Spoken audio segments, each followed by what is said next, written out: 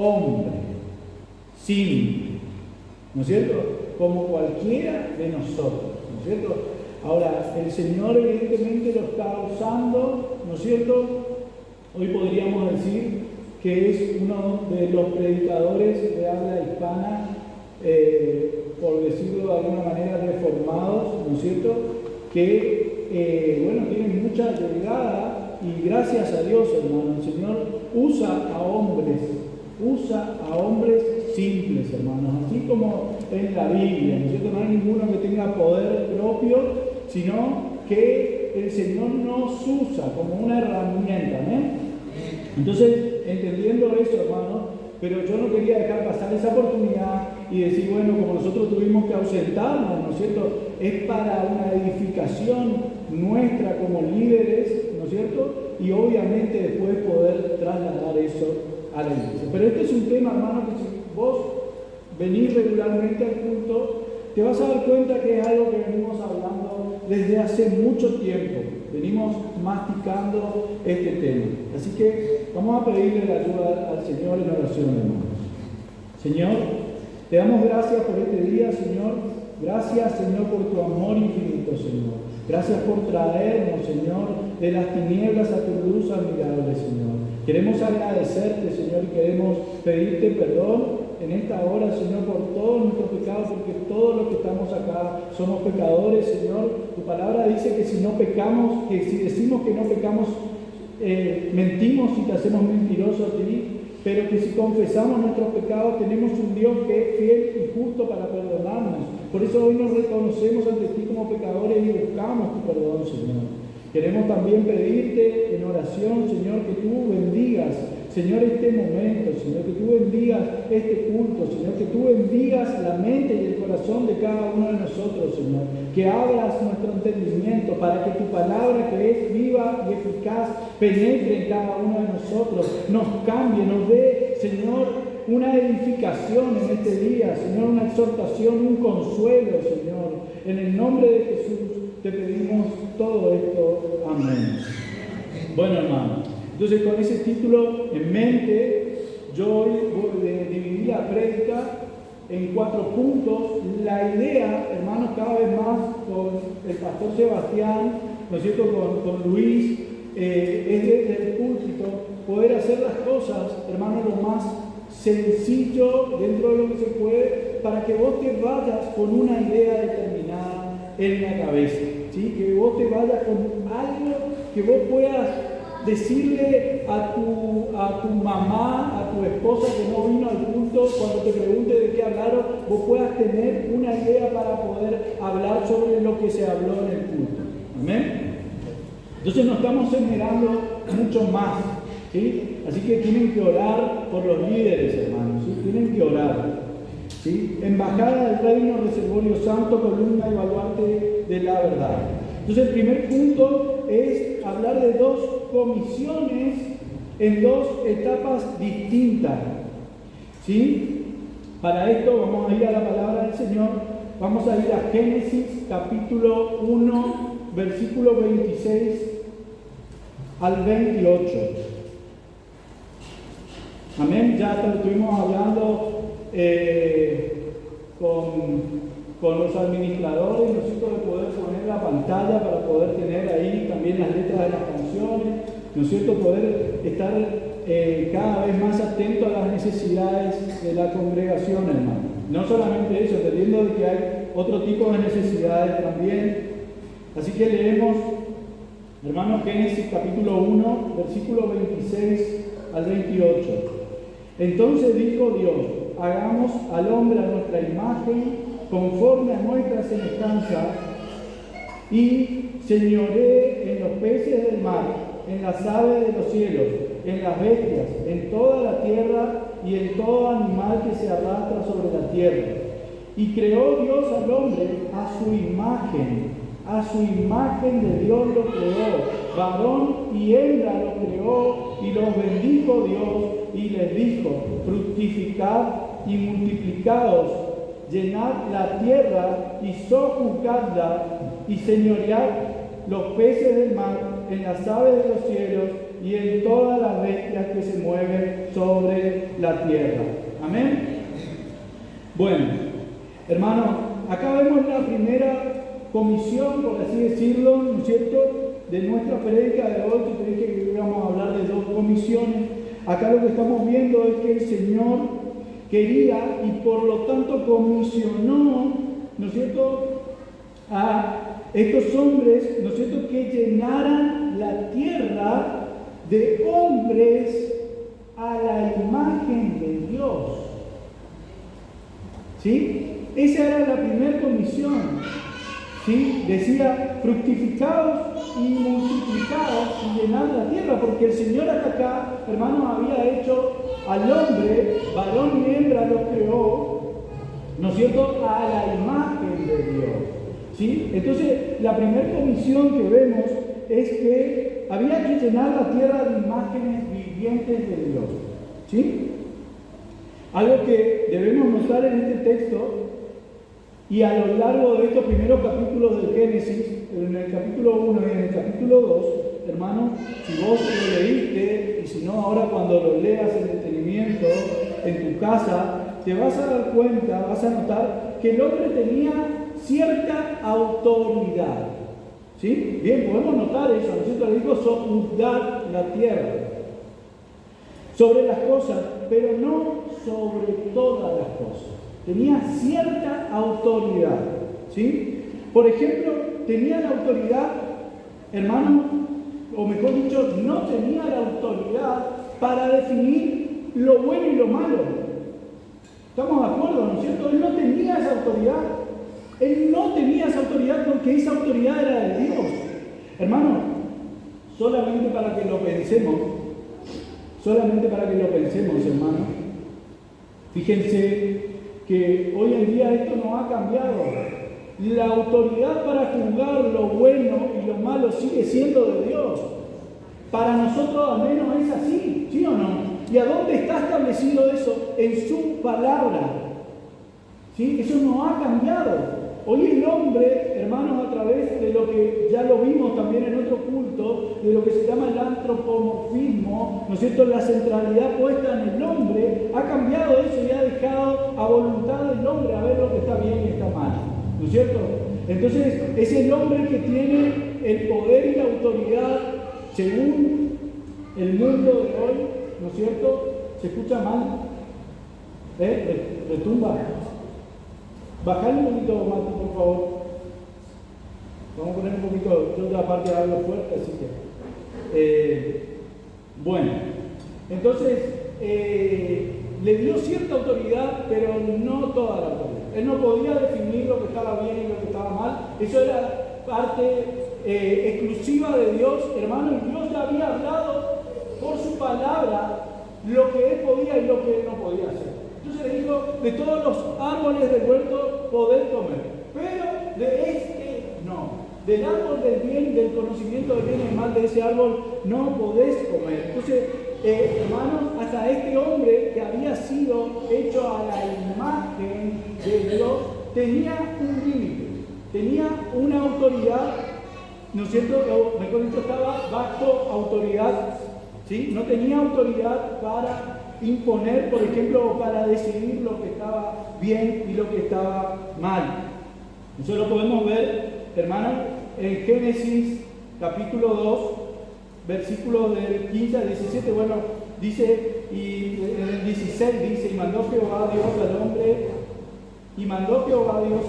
diciendo, de todo árbol del huerto podrás comer, mas del árbol de la ciencia, del bien y del mal, no comerás, porque el día que comieres, ciertamente morirás. Entonces, hermanos, de todo el árbol del fruto él podía comer, pero del árbol del conocimiento del bien y del mal él no podía comer.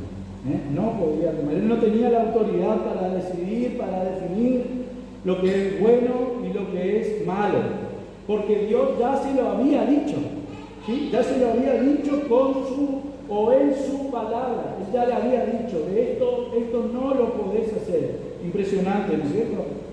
Ahora, hermano, Adán está claro que él no cuidó ese reservorio santo, donde el Señor se paseaba en el huerto del Edén, ¿no es cierto? Sino que dejó que la serpiente introduzca la mentira, la duda y el error.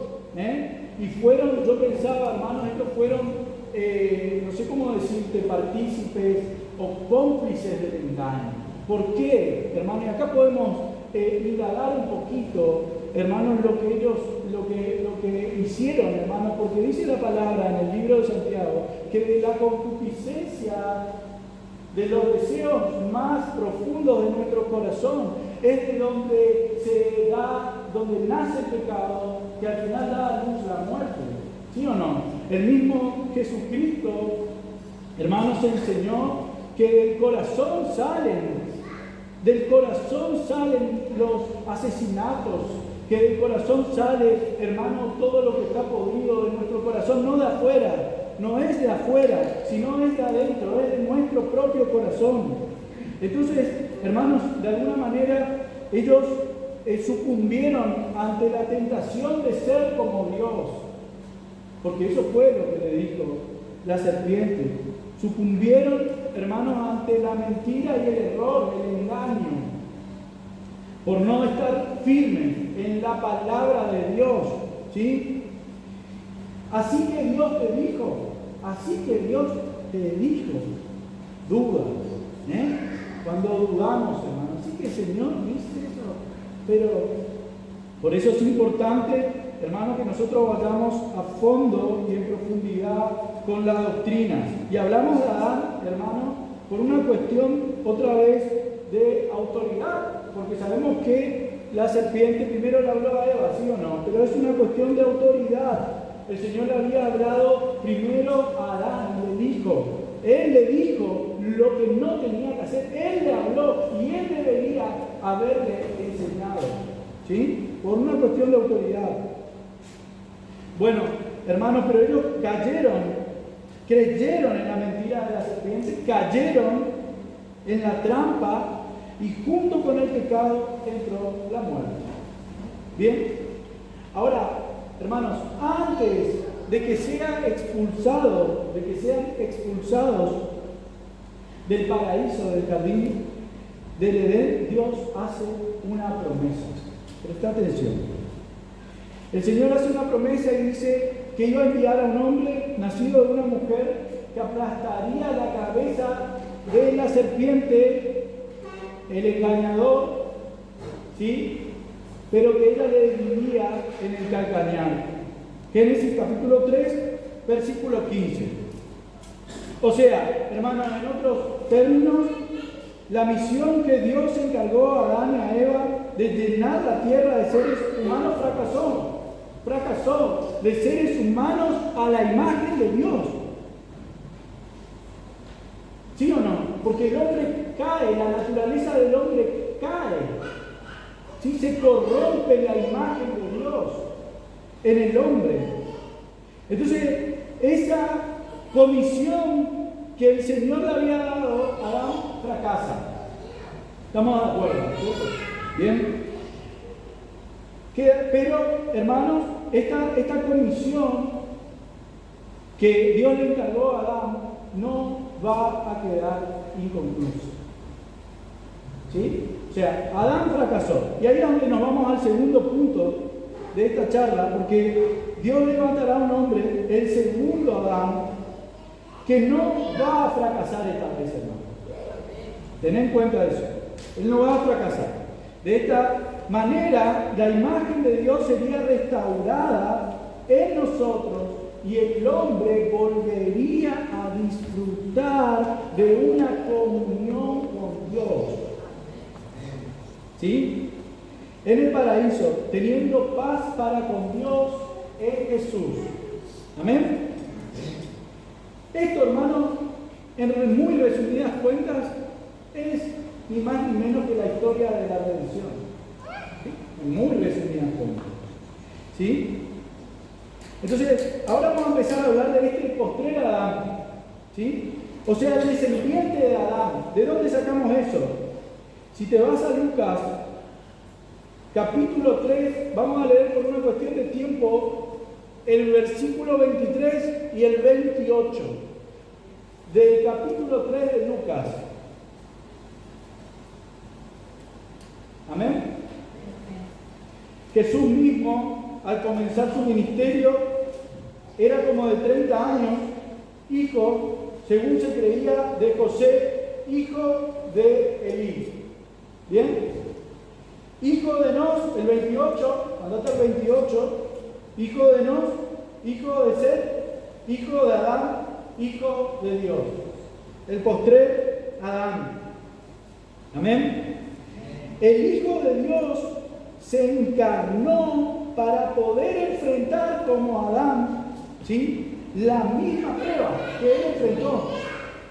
¿Sí? Y ahí cito, hermanos, el libro del pastor Suquel, que se llama El cuerpo de Cristo, la página 26, dice él: el Hijo de Dios se encarnó para poder enfrentar como hombre y salir victorioso. Dice el libro de Suquel. Yo le agregué con todo a favor, escuchá esto, pero lo que dice él en la página 26 de su libro, dice, escuchen esto, hermano: viviendo él en el paraíso, con todas sus necesidades cubiertas, aún así él pecó. Tenés eso en mente. Él tenía todo, hermano, no le hacía falta nada. Aún así él pecó. Hermano, y cuando, por así decirlo, nosotros, o en este caso, a través de esta prédica, estoy hablando mucho de Adán, y de alguna manera vos podés estar sintiendo que le estamos, o que le estoy cayendo encima, machacando todo lo que él hizo.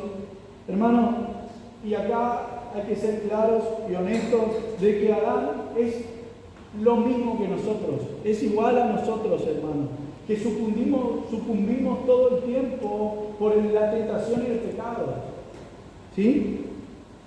Entonces, hermanos, esto no es tanto para machacarlo a él, sino es más bien para darle toda la gloria al único merecedor de toda la gloria. ¿Sí? Jesús, hermano, ¿acordate lo que te dije? Adán estaba en el paraíso, tenía todo, no le hacía falta nada, y aún así pecó. Jesús estaba en el desierto, en un desierto inhóspito y hostil, rodeado de fieras salvajes. Marcos capítulo 1, versículo 13 nos dice, por ejemplo, hermano, Marcos capítulo 1, versículo 13, y estuvo allí en el desierto 40 días, y era tentado por Satanás, y estaba con las fieras, y los ángeles le servían. ¿Sí? Llevaba 40 días sin comer, y aún así no pecó. Nos explica Suquel, misma página 26 de su libro. Dice, Adán, escucha esto, dice, Adán era un hombre creado a la imagen de Dios, que se dio a la tentación de ser como Dios. Ahora Jesús, siendo Dios, se hizo en forma de hombre. Filipenses capítulo 2, versículos del 6 al 7. Dice, el cual siendo en forma de Dios, no estimó el ser igual a Dios como cosa que aferrarse, sino que se despojó a sí mismo, tomando forma de siervo, hecho semejante a los hombres. Amén. Se hizo en forma de hombre. Se hizo en forma de hombre, hermano. Amén. ¿Sí? Él se despojó de todo, hermano. Se humilló. Era una humillación, siendo Dios, hacerte hombre, con todas las cosas que nosotros nos pasan, hermano. ¿No es cierto? Todo lo que es vergüenza, hermanos, para nosotros, y aún estando en la carne. ¿No es cierto? Él se humilló a lo sumo, pero él no pecó. Hermanos, leemos en Romanos capítulo 5, versículo 18. Dice, así como por la transgresión de uno vino la condenación a todos los hombres, de la misma manera por la justicia de uno vino a todos los hombres la justificación de vida. Amén. Esta doctrina, hermanos, tan espectacular, tan hermosa, ¿no es cierto?, de la justificación por la fe sola, ¿no es cierto?, donde todo lo que Jesús hizo, su vida perfecta de obediencia, se nos imputó a nosotros, a nuestra cuenta. Eso quedó en nuestra cuenta por la fe. Y todos nuestros pecados se le imputaron a Él. Y nosotros fuimos justificados. Recibimos esa saciedad de justicia por nuestros pecados, hermanos. Por lo cual ya nadie te puede acusar, ya nadie te puede decir, ¿no es cierto? El acusador cada tanto viene y te dice, pero vos seguís pecando. Sí, pero ya no practico el pecado. Ya ese pecado, el que robaba ya no robe. El que se emborrachaba ya no se emborracha. El que se drogaba ahora ya no se droga. El que miraba pornografía ahora ya no la mira. Pero, hermanos, seguimos viviendo en la carne. Seguimos luchando. Decía el otro día, le preguntaron, creo que a John MacArthur, ¿cómo podríamos saber, hermanos, si alguien es algo, o si yo mismo es algo sano? Hermanos, preguntarnos si nosotros somos salvos. Y él dijo que una de las características que nos puede identificar o que puede identificar a alguien que es salvo es que sigue luchando día a día con su pecado. ¿Sí? Cristo no solamente restauró nuestra comunión con Dios al pagar nuestros pecados, sino que comenzó un proceso de restauración de la imagen de Dios en nosotros. ¿Sí?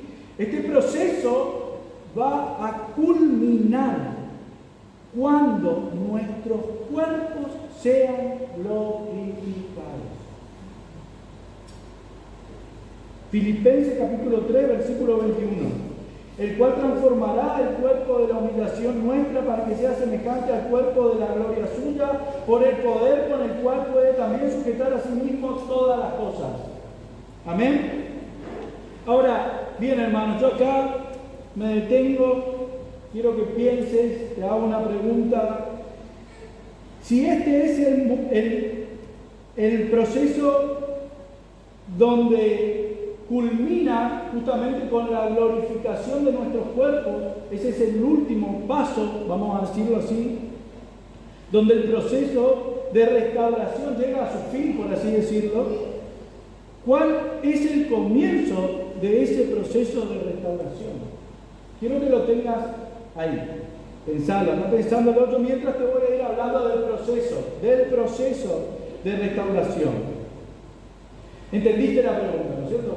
Si el proceso de restauración culmina cuando nuestros cuerpos son glorificados, cuando ya la lucha termina, ya no hay más pecado, hermanos, ya no hay más sufrimiento, ya no vas a tener que luchar con tu carne, esa lucha permanente que tenemos todos, que a veces, hermanos, nos deja en la lona. Esa es la verdad. Y ahí es donde nos recordamos, hermanos, lo que nos dijo Jesús, que separados de Él nada podemos hacer. Y volvemos a Él, a aferrarnos a Él, a poner los ojos en Él. ¿Cuál es el punto de partida entonces? Te voy a ir hablando del proceso mientras vos vas pensando. Fíjate, dice 2 Corintios capítulo 3, versículo 18. Dice, por tanto, nosotros todos mirando a cara descubierta como en un espejo, la gloria del Señor, somos transformados de gloria en gloria en la imagen, en la misma imagen como por el Espíritu del Señor. Colosenses capítulo 3, versículo 10. Y revestido del nuevo, está hablando del nuevo hombre, y revestidos del nuevo hombre, de la nueva criatura, de ese nuevo nacimiento, el cual conforme a la imagen del que lo creó, se va renovando hasta el conocimiento pleno. Amén. Hermanos, este es el proceso. Podríamos encontrar algunos textos más para hablar del proceso de restauración de la imagen de Dios que se rompió por el pecado en cada uno de nosotros. Ahora vamos a hablar del inicio. ¿Cómo empieza esto? Bueno, esa tarea, hermanos, que Adán y Eva no pudieron completarla, que era, ¿te acordás cuál era la tarea? Llenar la tierra de seres humanos creados a la imagen de Dios. Escuchá esto, Cristo la está llevando a cabo a través de su evangelio. Por tanto, el punto de partida de esta segunda comisión es el evangelio. Tiene que ver directamente con el evangelio. Y es acá, hermanos, justamente donde me da pie para ir al tercer punto. Pero antes te voy a recordar, vamos a hacer una ayuda a memoria de lo que vinimos hablando hasta ahora, un breve resumen. Lo primero, hermano, era que Dios creó al primer Adán, le dio una comisión junto con su mujer de poblar la tierra de seres con la imagen de Dios y fracasó. ¿Sí? Lo segundo, el segundo punto, es que Dios levantó a un hombre cuya promesa estaba hecha en Génesis, que un hombre nacido de mujer aplastaría la cabeza de la serpiente y ésta le vivía en el calcañar. Pero no solo eso, ese hijo descendiente de Adán, por eso se postrera Adán, reconciliaría al mundo con Dios, de esa relación rota por causa del pecado. Y no solamente eso, sino que también se encargaría de completar la misión que él no pudo cumplirla, de llenar la tierra de hombres a la imagen de Dios. Y que eso lo haría por la predicación del Evangelio. Es por eso que él dijo, vayan y prediquen el Evangelio a toda criatura. Esto yo te decía, ese resumen nos lleva al tercer punto, que es que Dios le dio al hombre, a Adán, le dijo, no es bueno que el hombre esté solo. ¿Y qué le dio? Una compañera, una esposa, una ayuda idónea para que pueda realizar esa tarea. ¿Sí? Génesis capítulo 2, versículo 18. Y dijo Jehová Dios, no es bueno que el hombre esté solo, le haré ayuda idónea para él. ¿Amén? Bueno, entonces, hermano, Dios le dio a Adán para que pueda realizar la tarea de llenar la tierra de seres vivientes a la imagen de Dios, una esposa, para que mediante la procreación llenen la tierra. Bien, ahora, hermanos, dijimos que Cristo está realizando la tarea que Adán no pudo hacerla. Amén.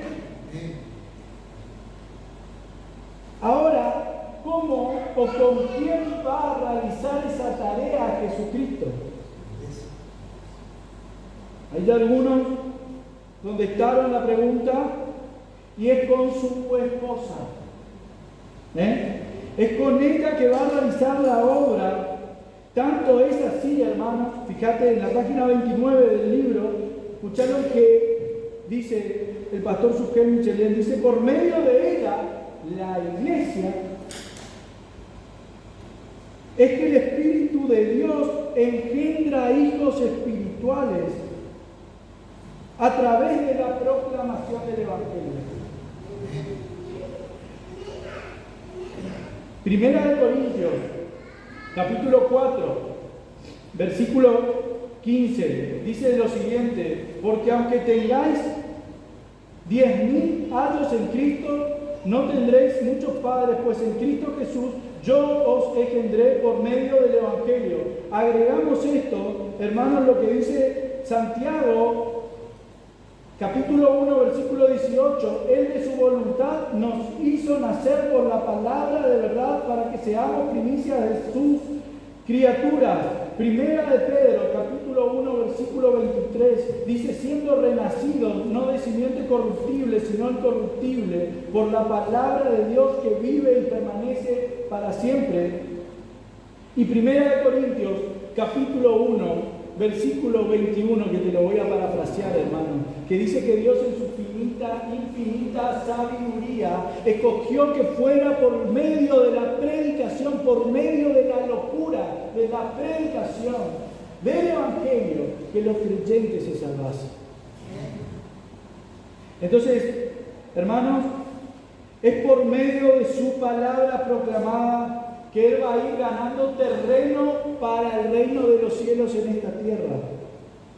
No por medio de la espada. Hermanos, pensaba, ¿te acordás cuando dice la Biblia que en un momento después de que alimentó a los 5.000 le vinieron a buscar a Jesús para hacerlo rey? ¿Te acordás? Entonces, hay como muchos malos entendidos, ¿no es cierto?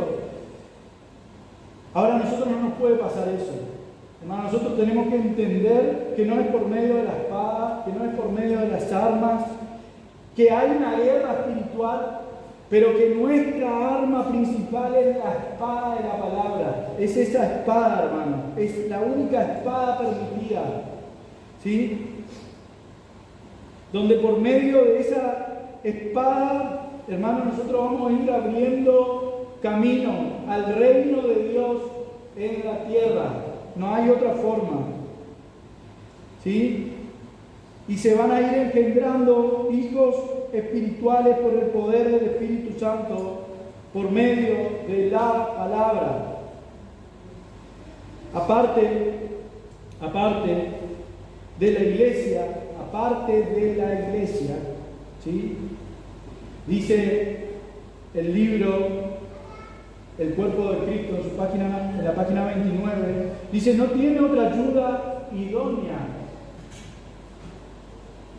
que no sea la iglesia, dice su jefe. O sea, vas entendiendo, hermano. O sea, Jesucristo no tiene otra ayuda idónea para cumplir ese plan que Adán no lo pudo terminar de cumplir, que no sea la iglesia. Es por medio de las iglesias locales, hermanos, que Cristo proclama, protege y ejemplifica. Hermanos, cuando nosotros oramos, generalmente oramos y le decimos al Señor, Señor, ayúdame a entender tu palabra, amén. Pero después, ¿qué le decimos? Señor, ayúdame a practicarla, ayúdame a no ser un oidor olvidadizo, ayúdame a poner por obra. Entonces, te lo repito, es por medio de las iglesias locales que Cristo proclama, protege y ejemplifica su verdad.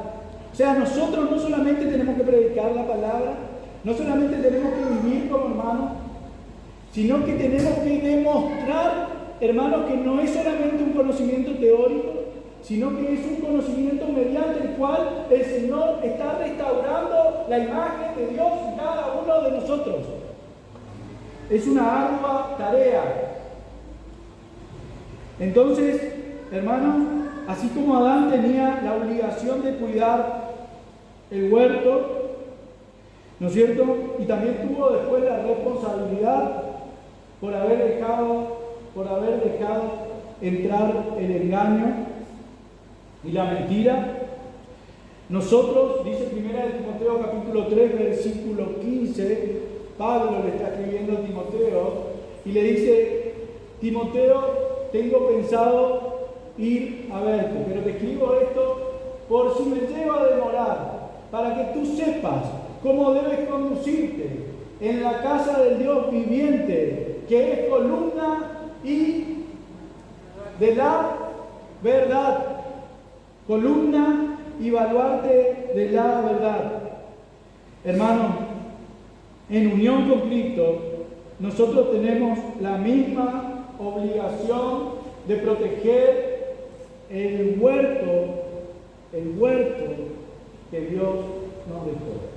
Porque somos columna y baluarte de la verdad. Hermanos, Dios proveyó una ayuda idónea a Adán. para que por medio de la procreación engendraran hijos a la imagen de Dios. Bien, Dios proveyó del Cordero, le da su ayuda idónea para que por medio de la predicación de su palabra engendre hijos espirituales. Nosotros, dice Sugel, hermano, somos las manos, los pies y la boca de Cristo en el mundo.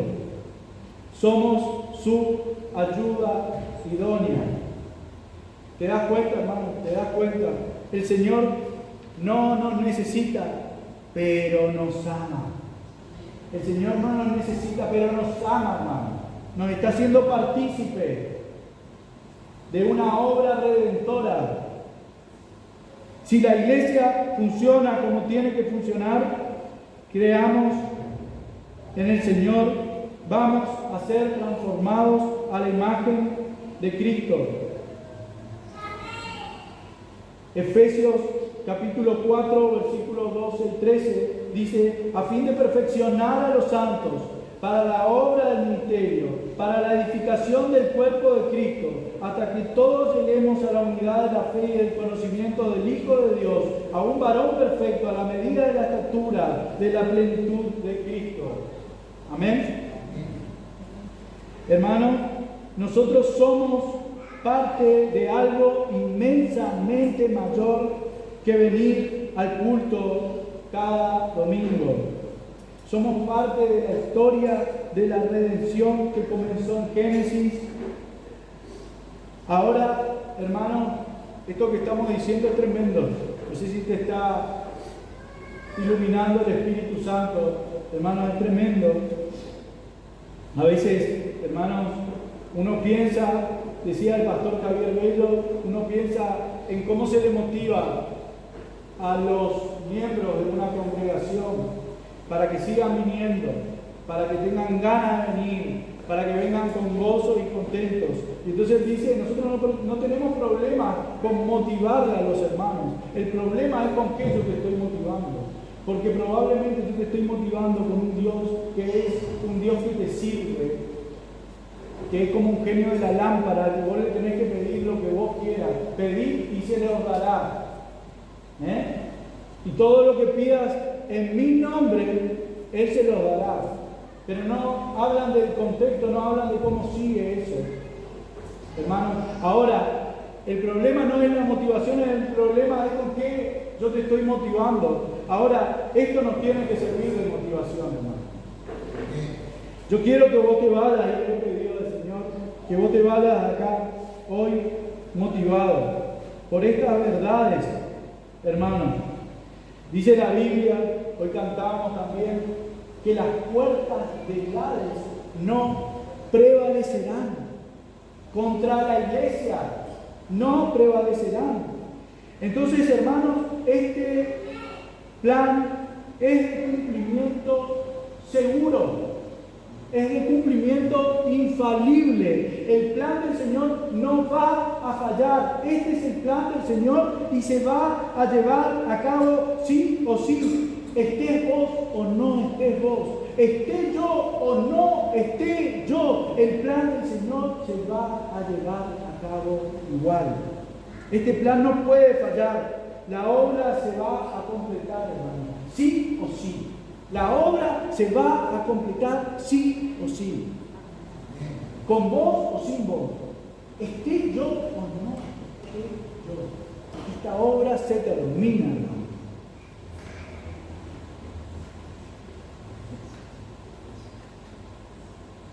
Sí o sí, se termina. Estemos o no en el barco. Hermanos, el arca partió con 8 personas.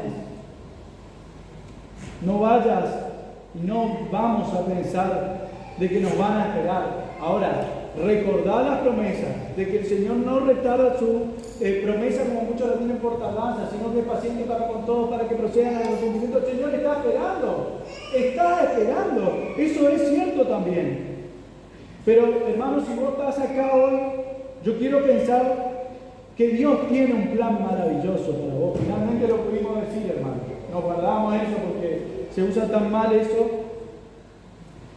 Y el plan maravilloso que tiene el Señor para vos hoy es que seas parte de su amada iglesia, por la cual, hermanos, Él dio su vida.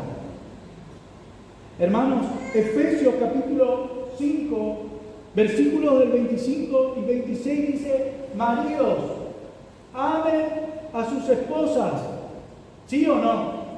Así como Cristo amó a la iglesia y se entregó por ella. Entonces, hermanos, y por último, hermanos, el hecho real y concreto, hermanos, de que la iglesia es hoy por hoy, ¿sí?, la embajada del reino de los cielos en la tierra. La iglesia. No son estas cuatro paredes, la iglesia. Es la embajada del reino celestial en esta tierra. El cuerpo donde Cristo es la cabeza. Venid a formar parte del cuerpo de Cristo. No te quedes afuera, hermano. En el cuerpo en el cuerpo humano, cada miembro tiene una función. En la iglesia eso se llama don. Venid y poned tu don o tus dones, hay algunos que tienen más de uno, al servicio de aquel que ya lo hizo todo por vos y por mí.